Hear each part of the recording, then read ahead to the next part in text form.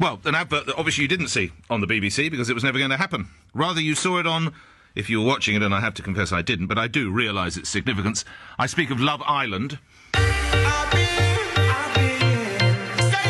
If you've been considering breast enlargement for a while, book your free consultation. These girls had breast enlargements with Maya and all feel amazing. Join them and thousands more. Look, it's fair to say it's advertising. What do you expect? It's a group of attractive young women, I think, running around in bikinis, as I recall, isn't it? And by the swimming pool. Check it out on lbc.co.uk, lbc.co.uk. Well, there must be by the swimming pool, because there's a picture in the Times of a woman swimming, so that must have been taken from there. Welcome to #MyWorld. Now, that's been banned for exploiting young women's insecurities about their bodies and trivialising cosmetic procedures. Oh, it says here it included footage of young women in swimwear, dancing and laughing around a pool and beach. Well, that's the sub-point of advertising, isn't it? By the way, I lost my complaint against Transport for London for that shot of the bicycle in a cycle lane in Farringdon, with not another vehicle in it. Not another vehicle! Not upheld. You can't win everyone. I'll come back. I'll find another way, don't worry. 17 complaints, including the Mental Health Foundation, contacted the Advertising Standards Authority, saying the advert portrayed surgery as aspirational.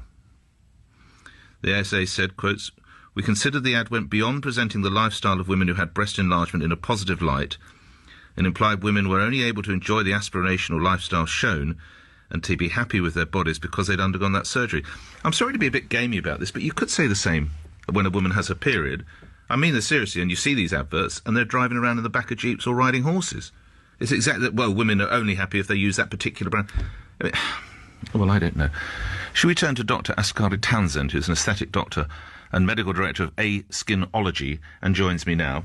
I don't know, I'm sure by now, Doctor, you'll have had sight of the advert. What's your take on it? Good morning. Hi, good morning, Nick. Thanks for having me on. Yes, I've spent this morning looking at the advert and at the ruling.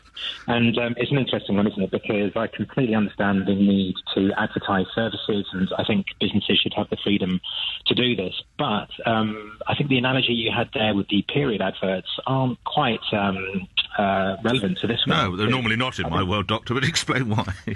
Yeah, but I think the thing is that surgery has associated harms, and having your period doesn't in the same way. Fair point. And so if you're a business that delivers a service that has potential harms, there have to be rules about how you can deliver the messages about that service. And I think potential benefits too, Doctor? Of course, and I think they've spent a lot of time and money showing us what the potential benefits were. And I think what they may have done here is overstepped the mark in terms of how they have shown that aspiration. So I've got two young daughters myself. Oh, right. If they were particularly unhappy about a part of their body or their breasts when they get older, and they wanted to fix that, I don't think I would have a problem at all. But I don't think watching an advert like this would be a great way for them to decide when to do that or who to do that with. You think they decide as a result of an advertisement, or they're interested in and then go and see a surgeon or a counsellor or whatever it is? Do you think that actually makes the decision for them? Well, I think we want to believe that these things actually just help informed people go on to make even more informed decisions. But I think when you load it with, the young ladies on the beach, in the pool and on the yacht, and it kind of implies that if you have your boobs done, you can live this amazing life and have no more cares. But the reality is that that's not really how it works, is it? But isn't that the essence of all advertising? If I use a certain underarm deodorant spray, girls are going to chase me down the street because they're just drawn to my odour. If I drink a certain kind of beer, I'm going to be other blokes are going to find me particularly strong or virile. If I drive a certain type of car, my life... That's the essence of advertising, isn't it? It is, and you're quite right. And you know what? I used that spray and I drank the beer and the girls didn't chase me, which is unfortunate. You and me both. But what I think I'm going to go back to is the fact that, spraying on that deodorant didn't harm me, didn't have any associated harm. Okay. It just cost me a few quid.